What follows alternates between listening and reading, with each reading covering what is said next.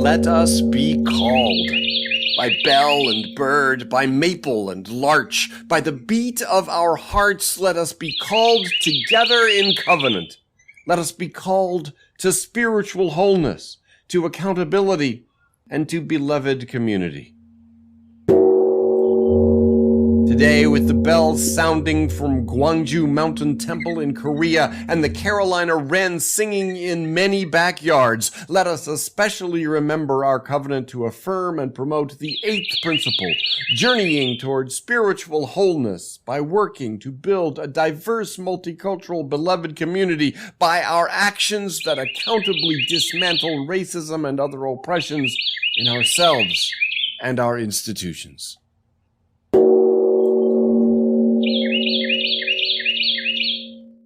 Our opening hymn is number 347, Gather the Spirit. Please sing along with the Chancel Choir of First Unitarian Church of Oakland.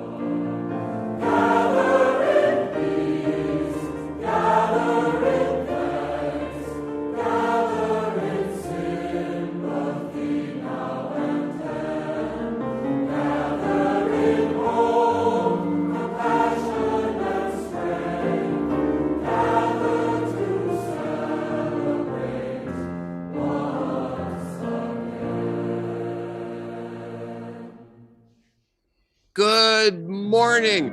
I'm the Reverend Meredith Garmon, minister to Community Unitarian Universalist Congregation at White Plains, New York, where I am coming to you live this morning. Good morning. I'm Adam Kent, this congregation's music director, live from my home in Manhattan. And I'm Kim Force, member of our worship committee, serving as worship associate today and coming to you from my home in Hawthorne. And all of us are on land formerly of the Lenape Nation. Tracy Brenneman, our director of religious education, is supporting online religious education classes for our children and youth in another Zoom space right now. It's a blessing you were born. It matters what you do. Your experience of the divine is true, and you don't have to go it alone. The mission of this congregation is to nurture each other in our spiritual journeys, foster compassion and understanding within and beyond our community, and engage in service to transform ourselves and our world. It is the 8th Sunday of winter, 5 more to go. The snow moon is now waxing gibbous and will be full on Wednesday. The days continue to lengthen. At White Plains latitude today, we'll have an hour, 22 minutes more daylight than we had on December 21st. Longer days mean temperatures are warming. Here in White Plains, the week that ended yesterday was the first 7-day stretch of 2022 with an average temperature above freezing. And this was immediately followed, of course, by last night's and this morning's snow. Spring is coming, but not yet. Today is Super Bowl day. If you just slide the B over from the first letter of the second word to the last letter of the first word, it's Superb Owl Day. Whether Super Bowl day or Superb Owl Day is more meaningful for you, may it be a happy time. Abraham Lincoln and Charles Darwin were born on the same day, February 12th, 1809. They would have been 213 years old yesterday. President's Day is coming up on February 21, but if you don't feel like celebrating any U.S. presidents, you can still give a cheer for our man, Charles Darwin, Chucky D. Happy Valentine's Day tomorrow. If you have a sweetie, share some chocolate, and if you don't, have some chocolate anyway. Tomorrow is also the first anniversary of this congregation adopting the 8th principle, which we remembered today in our call to worship, and Tara James will reference again in our chalice lighting. Next Saturday will be February 19th. That's the day 80 years ago that President Franklin Roosevelt signed Executive Order 9066, ordering internment of all Americans of Japanese ancestry. For remembering that wrong, February 19th is Japanese American Day of Remembrance. More about that later in our service. A special welcome to our visitors. We are honored to have you with us. If you're new here today, then please do introduce yourself in the chat. You'll find a link to the order of service on our website at cuucwp.org. Our website also offers information to help keep us connected, as well as a magical donate button. If you have a joy, sorrow, or milestone you'd like to share, please enter it into the chat. And if you'll make the first word joy, sorrow, or milestone, then I will know which chat entries are meant for me to speak aloud at the end of the prayer. We now invite you to light a chalice or candle at home with Tara James as she leads us in our chalice lighting. Then we have our congregation segment from our Committee on Ministry, followed by our choir singing Closer to the Flame. And then today's UU Minute is the thrilling conclusion of the Dedham case. Hello. My name is Tara James, and I am honored to do the chalice lighting this morning. On the 8th Sunday of the season, we dedicate our chalice to the 8th principle of our journeying towards spiritual wholeness by working to build a diverse, multicultural, beloved community by our actions that accountably dismantle racism and other oppressions in ourselves and in our institutions. Please join with me in the chalice lighting words from William Schultz. This is the mission of our faith, to teach the fragile art of hospitality, to revere both the critical mind and the generous heart, to prove that diversity need not mean divisiveness, and to witness to all that we must hold the whole world in our hands.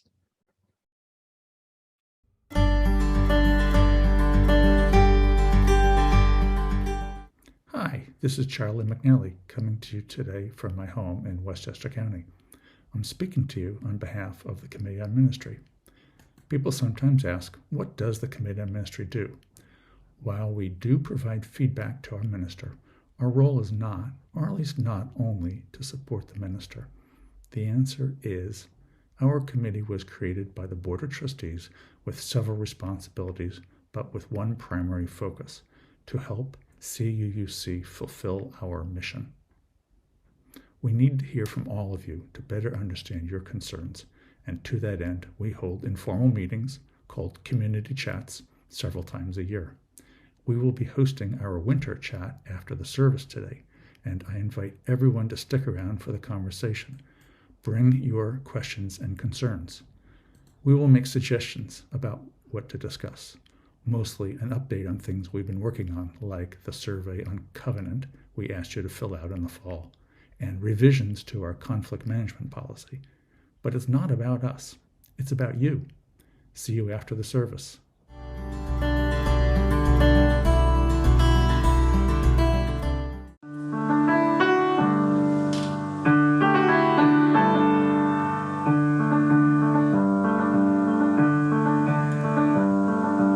New day dawning, life before us unexplored, morning sun and fire above us flies away. New worlds calling, feel the wind beneath your wings, fly into the promise of a bright new day.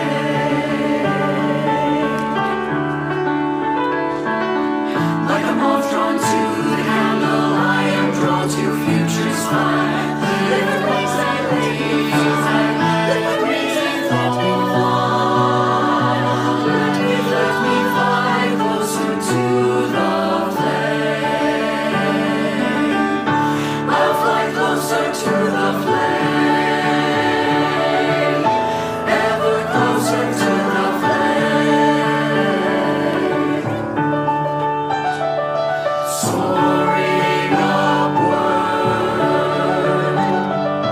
with a passion for the day. Loving my life and flying closer to the flame.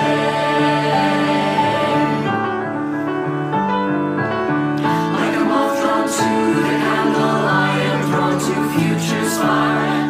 Lift wings and let me fly. Lift wings and let me fly. Let me fly closer to the flame. Like a moth drawn to the candle, I am drawn to future's fire. Lift wings and let me fly.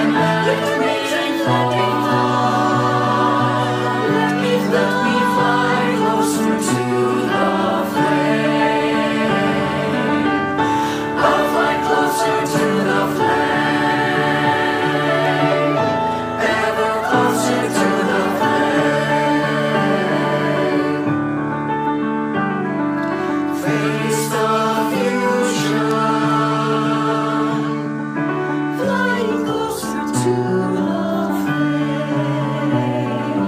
Ever closer to the flame. Ever closer to the flame.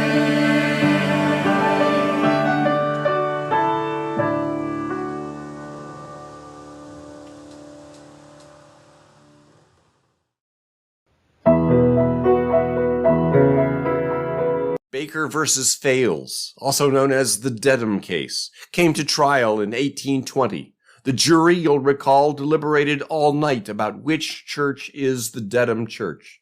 In the end, they ruled that the church was built and run at the parish's expense for the benefit of the whole parish. The minister worked for the benefit of the whole parish. Therefore, the parish had the right to call the minister, and the parish owned the assets. The case was appealed to the Massachusetts Supreme Judicial Court, and a year later, 1821, the state's Supreme Court unanimously ruled that Massachusetts' Bill of Rights of 1780 secures to towns, not to churches, the right to elect the minister.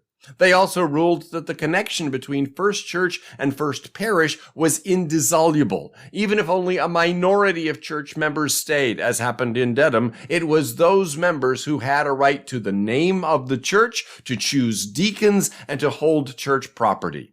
The decision rocked the standing order churches, many of which had already started to come apart. In some towns, a liberal minority left to establish a new church. In others, an Orthodox minority left to found a congregation of their own. The reverberations went on for decades, with a quarter of Massachusetts' standing order congregational churches becoming Unitarian within the next 20 years. 3 of the churches chose to become neither Unitarian nor Congregational, but Universalist. The case accelerated the conversion of Congregational churches into Unitarian ones, and it was a major milestone in the Massachusetts road toward the separation of church and state, and led to the state in 1833 formally disestablishing the Congregational church.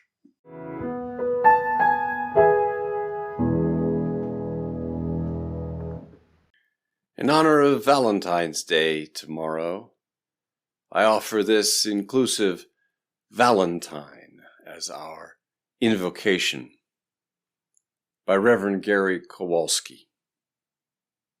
We give thanks for love, agape and eros, chocolates and pillow talk, and all of Cupid's arrows, for unrequited yearning and the grand passion burning, for quiet appreciation and platonic contemplation. For lovers, too, we offer thanks, those gay and straight, near and dear, gender metamorphic or beautifully queer, for swooning adolescents and seniors in senescence who are the bloom in life's bouquet, the hearts and flowers of Valentine's Day. For all that makes our pulses run, heart rates quicken, and keeps tickers tickin', we bless you, Lord, who made Eve with Adam and filled the world with both sirs and madams, for birds and bees and varieties of conjugation. We lift our voice in celebration.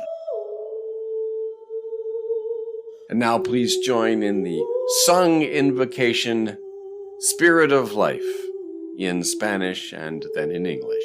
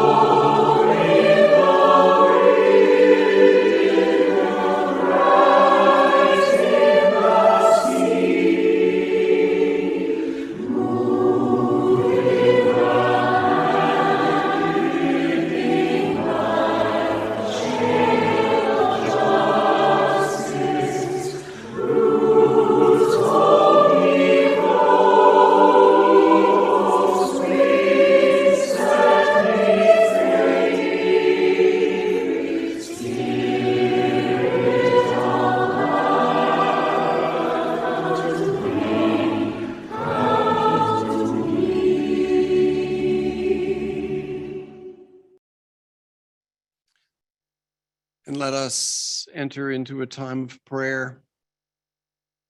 Spirit of life and love in which we live and move and have our being. We seek models, hoping that seeing how they were themselves, we can better become ourselves. Abraham Lincoln and Charles Darwin, for example, were born on the same day 213 years ago yesterday. They were two white men who powerfully shaped our world to this day, or rather, let us say, the world reshaped itself using these two with their native gifts and social privileges to do so. Darwin and Lincoln had moral flaws, which every 19th century white man did, and which today are unconscionable, as certain attitudes that we today find natural will be unconscionable a century hence. But there were parts of Lincoln and Darwin we would yet do well to emulate as far as may be in our power.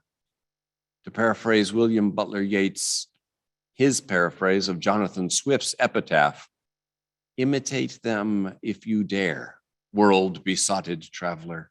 They served human liberty. May we, each after our fashion, serve human liberty in ways known and recognized, or in ways no one will know, but the world will feel. This will require that we confront our fears, meet them with a hard and critical eye combined with a soft and tender heart. And there too, we draw lessons from the past, negative lessons of what not to do, examples of when fear prevailed. Show us how easily it does so, and how vigilant love and reason must be. So we are remembering this week the example of how fear prevailed 80 years ago in 1942, when President Roosevelt signed the order to incarcerate all Americans of Japanese ancestry. Some 120,000 Americans were taken from their homes and jobs and lives and sent to one of 10 concentration camps scattered in desolate, remote areas. Help us remember, too, Spirit of life and love, that we depend on each other to know and do what is right, to know how to meet fear with a reasoned assessment of risk, to know how to summon courage to love the stranger. We depend on each other to learn the ways of being human and humane. And we also remember in prayer the ongoing pandemic, thankfully ebbing. An estimated 74 million people are currently infected by this virus that has so far claimed 5.83 million lives and 10,000 more every day of late. Written today in our joys and sorrows in the chat, from Carol Mehta, a joy, blessed to have spent 12 days in Mexico, beautiful weather, beautiful places, and beautiful, friendly Mexicans.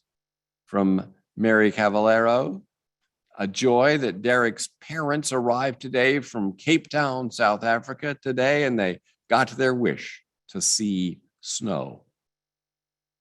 From Rachel Diamond, a joy that she got to spend beautiful morning yesterday with Laura Kim and 39 other souls enjoying the birds.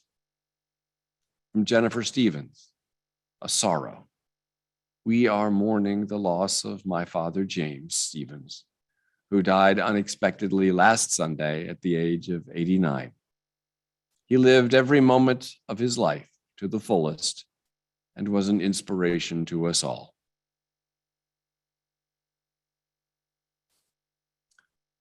We ask of ourselves the mindful intention to delight in what is good, confront what is cruel, to heal what is broken. Amen. We now observe 60 seconds of silence.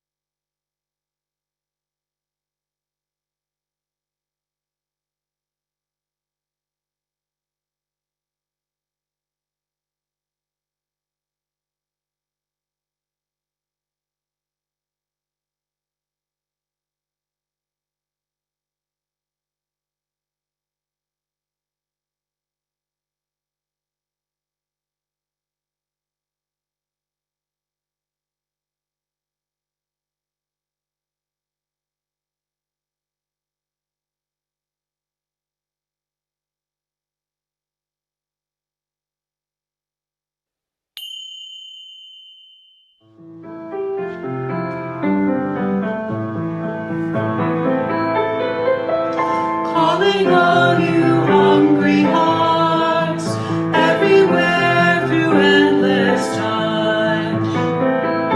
You who wander, you who thirst, I offer you this heart of mine.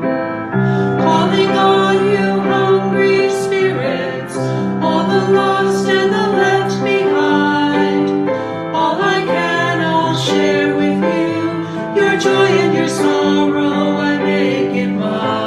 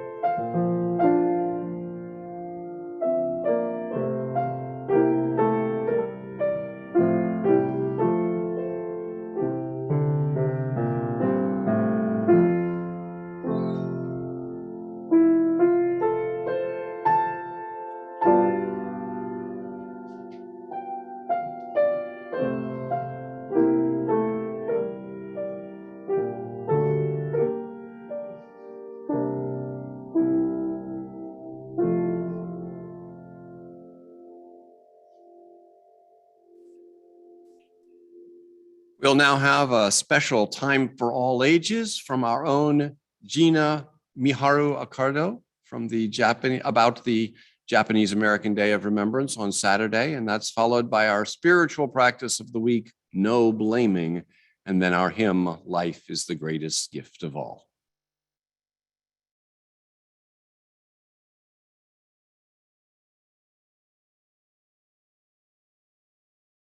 Hi, I'm Gina. That's me with my folks. I'd like to share an anecdote about a family artifact I stumbled across about 15 years ago. This is Mom's high school yearbook. She had passed away in 1970 when I was a kid, which was terrible, but that's not part of this story. Fast forward 35 years. It's 2005. I'm now an adult with teenagers of my own, and I find this. The first pages were loaded with messages wishing her luck and success in all future endeavors. There was the obligatory emotional teen poetry, editorial cartoons poking fun at the rigors of high school life, faculty looking off into the future, or maybe the past, Boy Scouts, football. Mom was in Glee Club.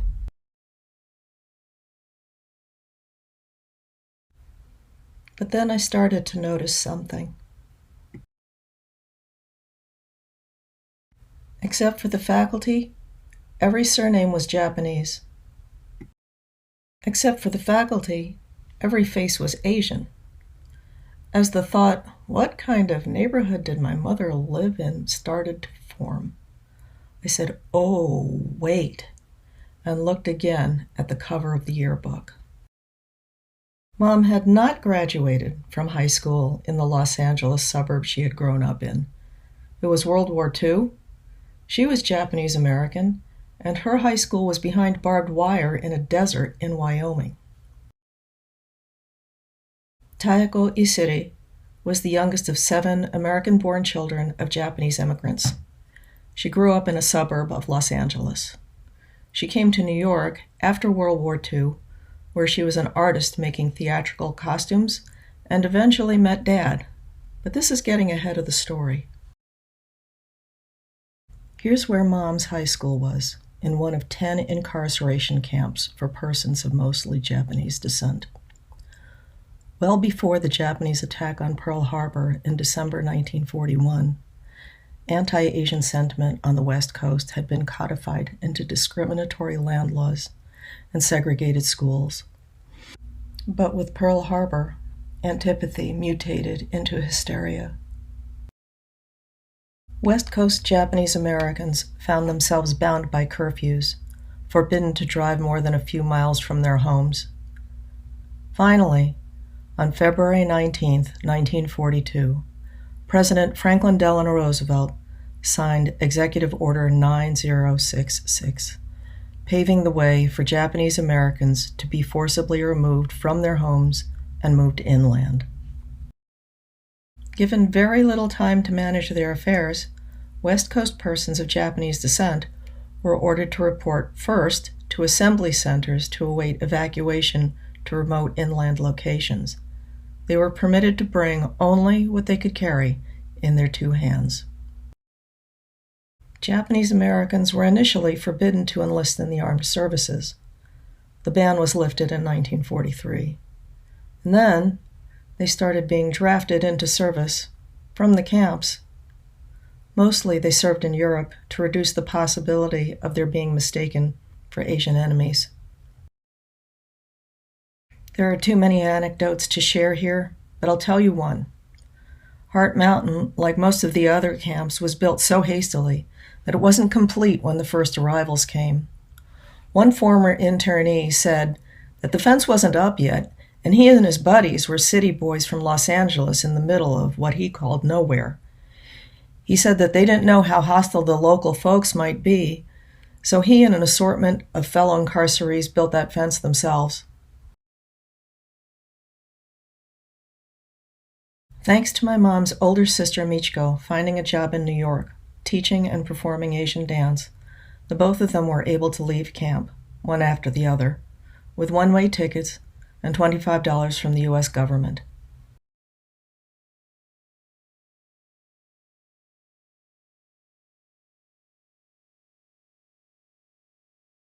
Not all the formerly incarcerated fared well after the war. They had been dependent on the kindness or caprices of white neighbors to care for whatever possessions they had to leave behind. So, many Japanese Americans who returned to the West Coast after the war had to start from scratch to rebuild their lives.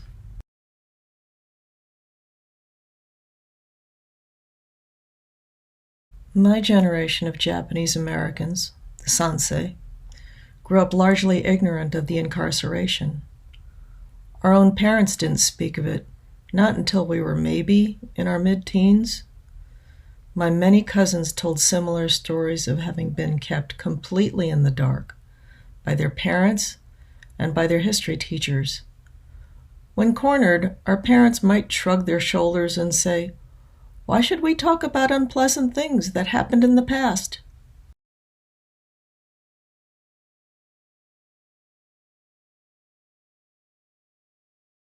Because on February 19th, on this day, the Japanese Americans solemnly commemorate as the Day of Remembrance. We see that unfounded fears combined with toxic otherism still have the power to blight our country and our world.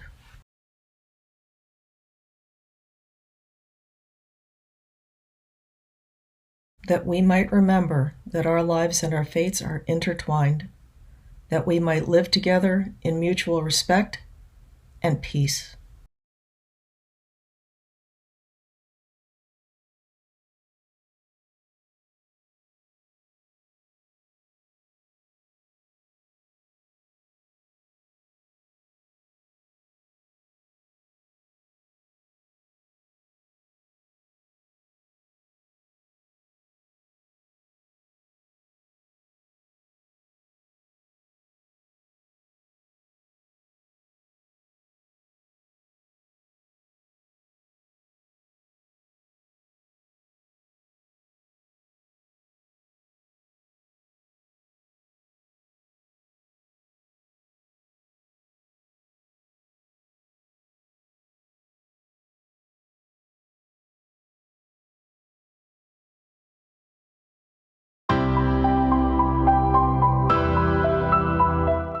From Norman Fisher's Training in Compassion, training number 10 is no blaming. Whatever happens, don't ever blame anyone or anything else. Don't blame others and don't blame yourself either. Take responsibility doesn't mean directing blame at yourself. We often blame ourselves and have been doing so most of our lives. You don't need to blame yourself for the situation you find yourself in. Just take full responsibility for what to do now that you're in that situation. No blaming means no blaming even if it's actually someone's fault. Everything that happens, disastrous as it may be, and no matter whose fault it is, has a potential benefit, no matter how bad it may seem at first. That's the nature of something happening. No blaming means you take the full appreciation and full responsibility for everything that arises in your life, no matter whose fault it is. Whatever has happened, what are you going to do with it? What can you learn from it? You have the strength and the capacity to answer these questions. No blaming is a tremendous practice of cutting through the human habit of complaining and finding the strength to turn every situation into the path. Blaming self or blaming another is more or less the same thing. The important point is to accept that what has happened has actually happened and figure out what to do next. If you find yourself in a situation where that's really difficult, take a deep breath. Here you are. This is it. It's not some other way, it's this way. There is no place else to go but forward into the next moment. Repeat the slogan, no blaming, no blaming. Our hymn is number 331, Life is the Greatest Gift of All. Please sing along with our own congregation, recorded in our sanctuary at a service in January 2020.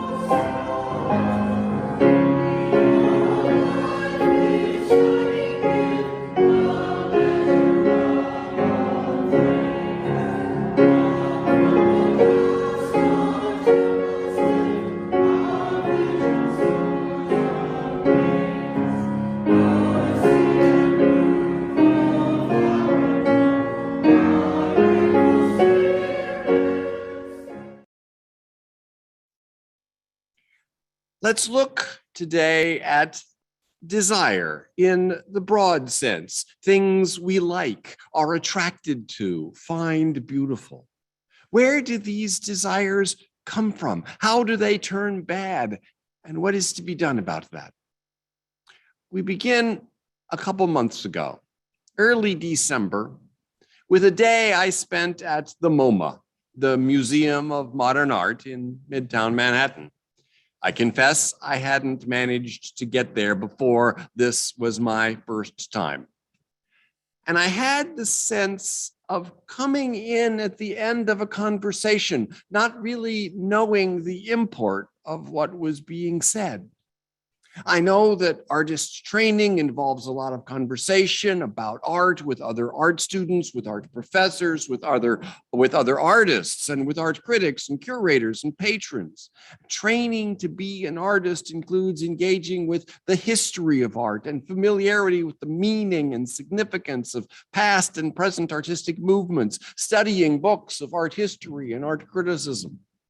Every work of art is shaped by the influences of past work and by ideas about art that form in these conversations. I have not been in on those conversations much, so as I gazed at the paintings and sculptures, at first I felt rather clueless, as one would coming in at the end of a conversation. And yet, after an hour or two, I began to feel lighter. Somehow, this language I did not know was speaking to me. These works were not, after all, merely communication among members of a community I wasn't in. I couldn't tell you what the works were saying, but they seemed to be collectively saying something true. I couldn't tell you what it meant, but because of it, everything, the whole world, meant more. MoMA cheered me up, and the effect lasted for days. Art compels one to look at it in a particular sort of way, and after a day of looking at things that way, exiting the building, one tends to look at sidewalks and buildings and lampposts and people going by in that particular sort of way. You see with new eyes, eyes that have been prepared to see beauty, and the whole world looks more beautiful. All things beautiful are difficult, said Spinoza, 17th century Portuguese, Sephardic, Jewish, Dutch philosopher. It takes a lot of work, a lot of drive and talent for an artist to get her work in MoMA. It's very difficult.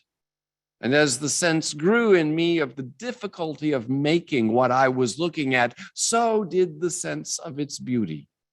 So that was going on. And something else was going on too, I think, which I wasn't aware of until this month as I started delving into our theme of the month, desire. That day at the MoMA, I was learning what and how to desire. I was receiving a training about what to want, to be attracted to. I'm not talking about a desire to possess, own, or consume. Rather, I was learning to feel the attractive pull of a certain kind of aesthetic experience. You see, we learn our desires, and we learn them by imitating others. So moving from last December to tomorrow, Valentine's Day, the icon of Valentine's Day is Cupid. Cupid represents a very different conception of desire. Cupid's arrow comes unbidden, uncontrollable, and the one struck with that arrow is spontaneously filled with desire. Sometimes it feels like that's how it happens, as if our desires were at the whim of a capricious deity. It evidently felt that way to the Greeks and Romans, from whom we get this icon of desire. But that's not really how desire works. Another conception is that desires are programmed into our genes, except for desires connected to biological needs like air and water and food. It's not like that either. Desires come not from outside us, from a deity or alien force, nor from inside us, baked into our genetic code, or wherever we might think atomistically conceived individuality comes from.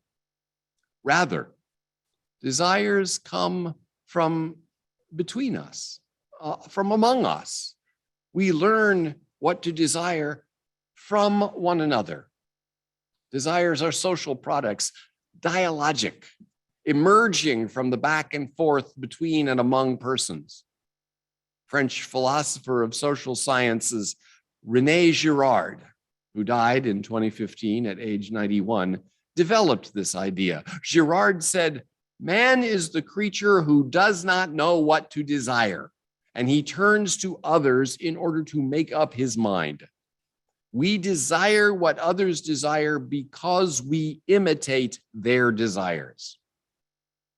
Columnist David Brooks, as it happens, wrote about this and quoted Girard in this Friday column, day before yesterday. "People don't rely only on their own judgments," Brooks wrote. "They think in social networks. We use informed others in our network to filter the mass of cultural products that are out there. If a highly confident member of your group thinks something is cool, you'll be more likely to think it's cool. If holding a certain political opinion or liking a certain band will help you fit in, you'll probably do so." End quote.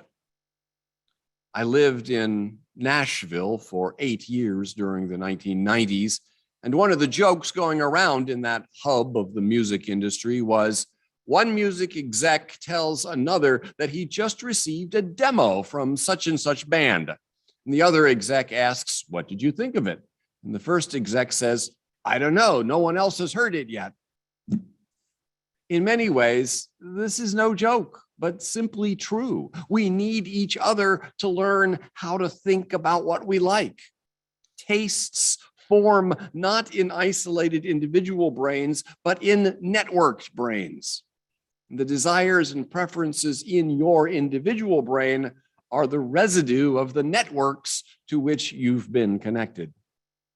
In a recent study by Matthew J. Sigalnik, researchers recruited about 14,000 people to a website where they could listen to and download 48 songs. Some of the people were divided into subgroups where they could see how often other people in their subgroup downloaded each song. Almost any song could end up popular or not, depending on whether or not the first visitors liked it. If people saw the early champions downloading a song, they were more likely to download it too. In a later experiment, researchers inverted the download figures, so the most popular songs suddenly appeared least popular, and the least popular suddenly looked most popular. They found that some of the formerly unpopular songs rose to the top of the rankings, and some of the formerly popular ones sank. Some songs seemed so appealing that they could recover popularity in the long run, but for many of the others, a song's perceived popularity was more influential. You might feel an impulse to view this evidence as confirmation that people are basically pathetic lemmings, blown about by peer pressure. But if you do feel that impulse, I remind you that you feel it because you yourself learned from other people to view people that way. We are made to be social animals, hypersocial, in fact. And this is our glory as a species and the source of the deepest joys a human life can offer. And I'll say more about that after we hear from the most excellent J.S. Bach in the hands of the most excellent Adam Kent. Thank you, Reverend Meredith. And the most excellent J.S. Bach desired to engage in a dialogue about the art of music with his children. And to that end, in 1720, he dedicated a set of teaching pieces he called 15 Inventions in 2 and 3 Voices to his oldest son, Wilhelm Friedemann Bach. And in a prefatory note, Bach explains that one of his purposes was to provide instruction on how to play keyboard instruments, and the other purpose was to show how to compose, how to create good inventions and develop them. And what he meant by an invention was a musical idea that could serve as the basis for an entire piece. And the first of these 2 and 3 part inventions is probably the most rational, reasonable, and self-justified piece ever written, because in it, Bach spins virtually everything out of the first 4 notes. 4 notes rising stepwise. He immediately plays them in another order and generates a theme, which one hears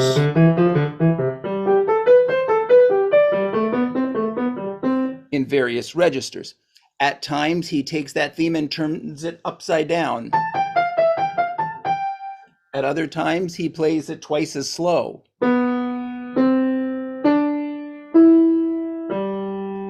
And somehow the piece is all about showing everything that can be done with those 4 notes. So here goes.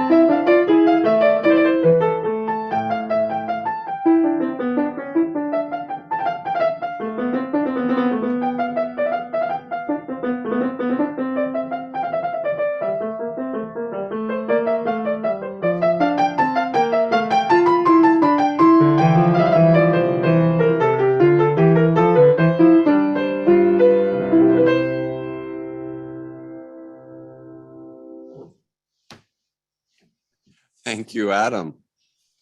No one by themselves could create the landscape of stories, symbols, assumptions, iconic artworks, prophets, and meanings within which we live. We create our culture collectively as a community. A culture doesn't exist in a single mind, but in a network of minds. So yes, artists, musicians, poets, dancers show us and teach us how to think, see, feel, show us and teach us what is beautiful, what to be attracted to and desire, but they don't do this simply through their individual genius. There are lots of individual genius artists, but the ones that become the major influencers of the age, that get chosen to be the ones we learn from, are selected by us collectively. Artistic brilliance or phenomenal talent is only one factor. Or rather, let me put it this way, there is no way to recognize or identify what artistic brilliance or phenomenal talent is except collectively. The excellence of Bach or the Beatles or of Shakespeare or Hemingway is a social product. I'm not saying, or not just saying, that these giants were each shaped by and were products of the social world they were immersed in, but more. What they produced is excellent only because we made it excellent. The judgment of the excellence of their work is a collective judgment, and this collective judgment is the entirety of what excellence consists in. Our criteria of excellence are constantly shifting and unpredictably evolving hodgepodge of judgments and feelings. We made Johann Sebastian Bach, and then Bach made the Goldberg variations, and then we made them excellent by deciding that they were. We are all in this together, at the beginning, at the end, and really for much of the middle. David Brooks began his column actually talking about the Beatles. In those early years, he writes, every record label they approached rejected them. The boys won't go, one company's representative said. We know these things. A dejected John Lennon said that they thought that was the end. You could say with Brooks that the Beatles had talent that was going unrecognized, but I'd say that what they had wasn't talent unless and until it was recognized. There is no recognizing talent apart from the collective process of deciding what we will regard as talent. And how does that process happen? Well, one key factor is early champions. The Beatles' manager, Brian Epstein, was fanatically committed. In the music publishing arm of EMI, there were 2 enthusiastic admirers who pushed for giving the Beatles a contract. And there was a small, loyal fan base back in Liverpool. The lads' first record, Love Me Do, was released in late 1962. The label had low expectations, gave the record little support. But the fans back in Liverpool helped build a wave of support, and the rest is history. The 1996 movie, That Thing You Do, which I saw during my years in Nashville, was about the rise of a fictional band called The Wonders, with a manager played by Tom Hanks. In the film, we see the band touring dives across their state, playing for small crowds that mostly would have been there anyway. The film depicts a very small group of loyal fans and advocates emerging. And that group of fans, that small core of devoted followers, was crucial to the band's eventual rise to widespread popularity. Watching that movie as a person not in the music biz, but living in a town where that's the primary industry, I remember being struck by a sense of, oh, that's how it works. So yeah, not everybody is like the music exec in the joke who doesn't know what to think of a song until lots of other people have heard it. There are a few people for whom fandom and advocacy is their art. They cultivate idiosyncratic tastes, which they then enthuse about to anyone who will listen. It would be their life's greatest satisfaction, one feels, to be able to someday say, yeah, I was into them before they were them. These early champions often fail to persuade others, but an artist won't rise to success without them. The artist's creative selection of materials and influences to incorporate is recapitulated in the champion's creative selection of an artist to champion. Sometimes the champion does not appear until after the artist is dead. After Emily Dickinson died, her younger sister Lavinia found in a locked chest 40 notebooks and loose sheets of Emily's, and Lavinia became obsessed with seeing them published. It's the champions, more than the artists, who are architects of desire, shaping what people want to listen to and experience. The rest of us engage in a more mass collective process of bringing something to popularity, or we wait to see what has already become popular, whether broadly or within our specialist circle. And there is a dark side to our imitative process of desire formation. Here's an illustrative scenario that will be familiar to anyone who's ever been around more than one child at a time. Imagine a small child in a room full of toys. He is only casually engaged with a toy nearby. Another child enters the room, surveys the toys. Which one will she choose? It will most likely be the toy that the first child seems interested in, because even that casual interest makes that toy more desirable than all the others. As she reaches for the toy, the first child's interest is suddenly inflamed. He may shout, "I had it first," and tussle with her for possession of an object he heartily desired until she seemed to want it. They may come to blows over something neither of them wanted all that badly until the other one wanted it too. When imitative desire forms for a piece of music or a book or a museum ticket or anything widely available at an affordable price, then it's nice that things become popular. They are bonds of shared experience that tie us together. But when the imitative desire is for something more, for some more limited resource, It generates rivalry and animosity. For Girard, the rival becomes a scapegoat for every challenge you face, and whole societies can unify their imitative desires around the destruction of a collectively agreed upon scapegoat. Self-awareness here is our best hope. We can't help but be desiring creatures whose desires imitate those around us. But we can learn to be aware of how this happens, to notice, as I do now, but didn't at the time, that my trip to the MoMA functioned, among other things, to cultivate what I'm attracted to, interested in, ready to engage with, because I am a fundamentally imitative primate. My brain was processing that this is what the art world thinks is cool, and it seems to be enriching their lives. So let me also look for a way into regarding it as cool so that it will also enrich my life and build connections with others by giving us a shared experience. Such coolness is a collective product, and I can do my part in producing it. And that's all to the good. By noticing this desire formation, I can also see when it starts bending toward the dark side, generating rivalries and scapegoating.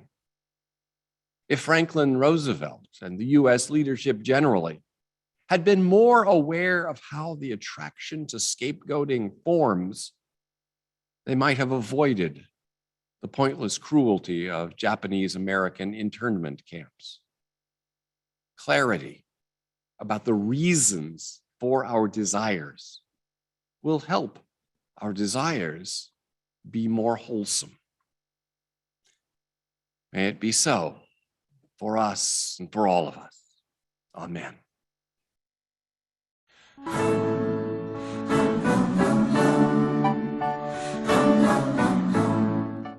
Our closing hymn is number 1021, Lean on Me. Please sing along with the cast of Glee.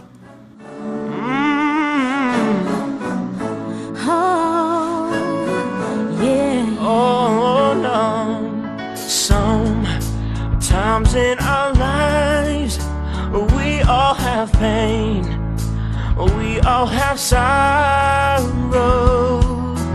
But if we are wise, we know that there's always tomorrow.